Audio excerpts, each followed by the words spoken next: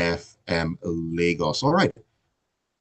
So, like I said, it's going to be an interesting conversation this morning, and it has to do with what is going on in the NNPCL right now. That is the NNPCL leadership controversy, and the big question over whether the group CEO, that is Ojulari, is he in or is he out? At this point in time, even I am very confused. So, I'm going to be having a guest to give us some insight into what exactly is going on. Maybe you can have a better understanding of all the basketball that is happening in that realm. Joining me to take a look at all this and so much more is Olabode Sowunmi. He is the CEO of CabTree Ltd. Very good morning to you, Olabode. Great to have you on Business Express. You're muted, just in case you don't know.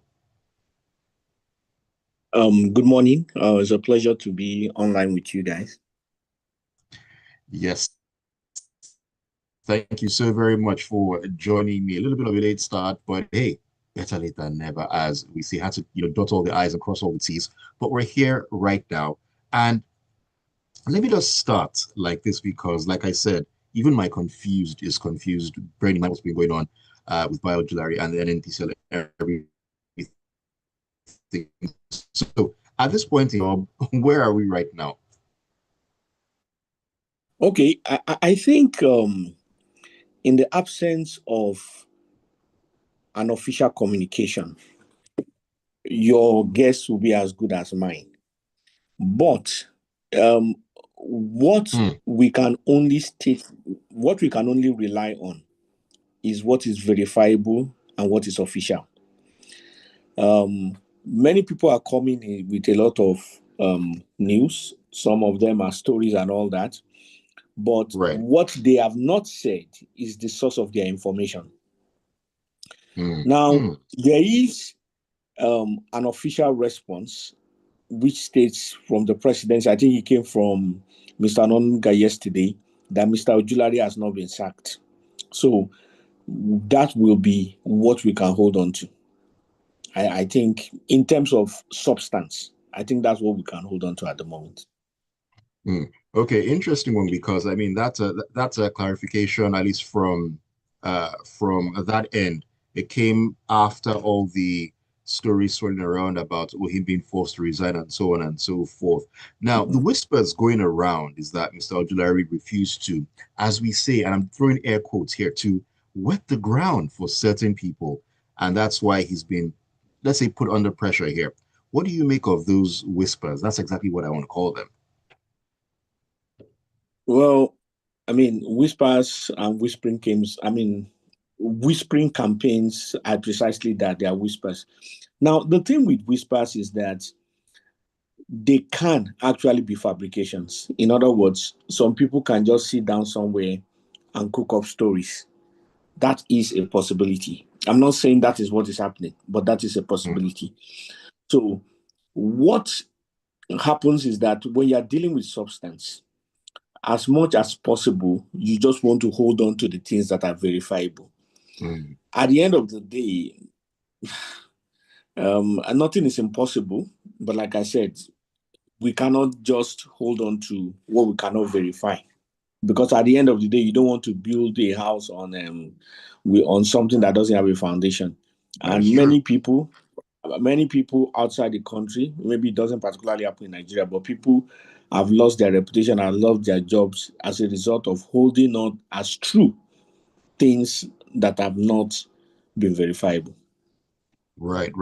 Now, do you think that maybe someone, for whatever reason, is actually leaking these bits of information to undermine him? Because part of the news that we're hearing is that Ojulari's fate hangs in the balance, sort of, over deals that he had with Atiku's son-in-law. I mean, could this be some sort of push to maybe undermine his position, undermine his name, or something like that? Now, so like I said, no, I mean, first of all, it is not impossible.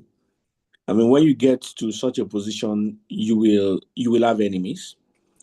Even if you don't have enemies, you will have those who want your position, and you will have some of those people who are ready to do anything and everything to achieve that aim.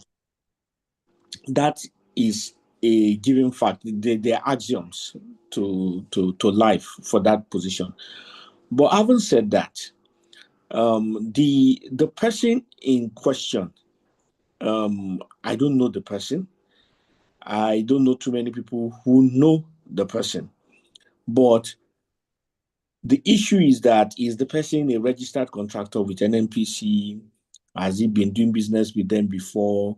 What amount of business? What are his track record? Those are the kind of things that we can start with, because those will form facts that establish the foundation. Because if, for example, that person is not a registered contractor with NNPC, it will be highly unlikely that there will be any significant business that that person would do.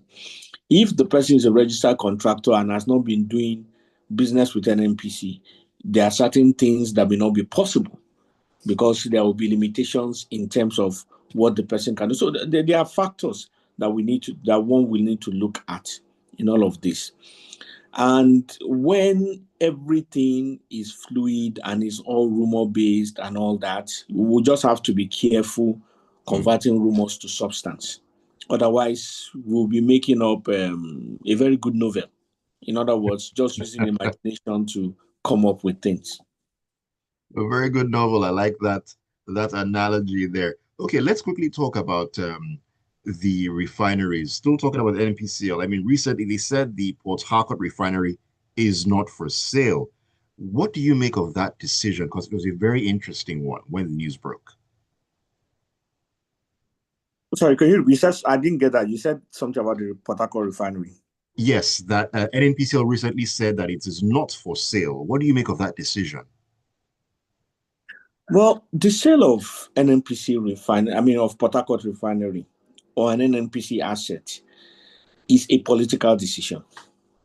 And it's not a decision that lies only within the management of the NNPCL.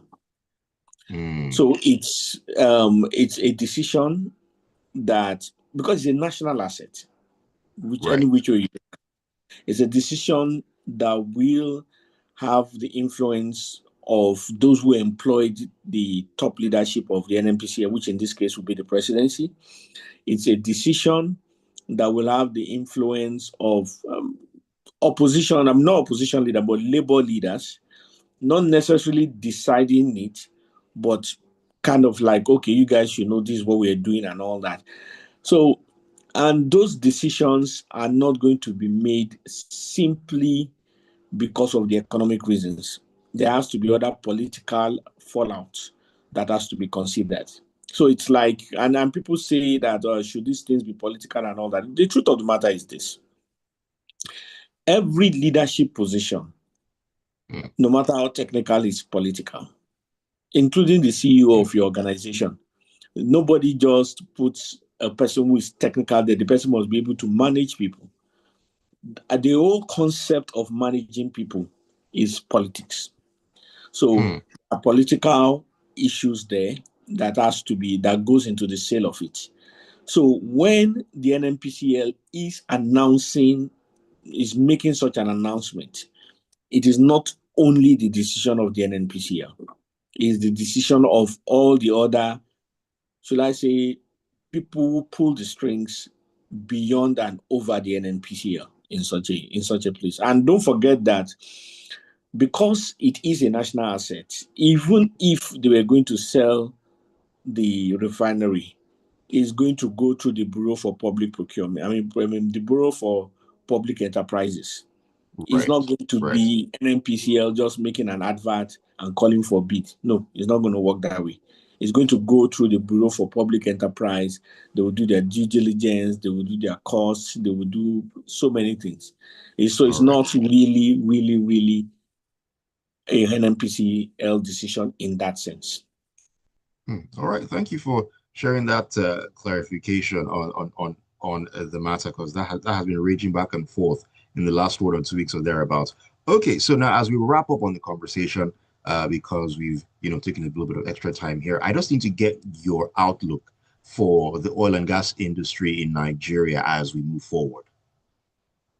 Okay, I think one thing that is a fact is that when the rumors are this thick and this consistent and this many, it does not help anyone.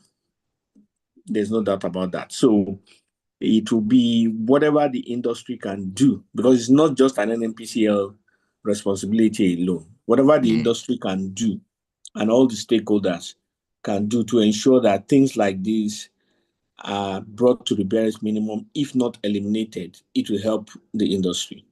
But having said that, um, the the core decisions that have been made for those who have made FIDs, that's final investment decisions, on in terms of major projects, is not going to affect anything Okay. in terms of all those people. I sincerely doubt that. It may delay some people who are trying to decide to see which way the wind is blowing and to Okay. see what it means.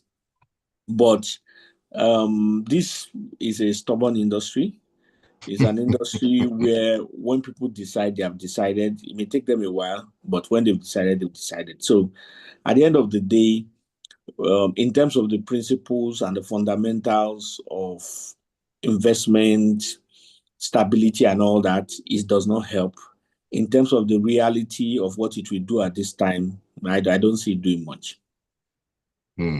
All right. Thank you for the clarifications and, of course, the very much needed information this morning. Mr. Olabode Sowunmi, the CEO of CabTree Ltd, is who I've been speaking with. Thank you so very much for joining me on the show this morning. Thank you. The pleasure is all mine. All right. Have a great Monday and a blast throughout the rest of the week as well. And thank you all for being a part of Business Express this morning on Smooth 98.1. The Smooth Breakfast will definitely kick on. My name is Ayokunmi. Kick your air. Don't go anywhere.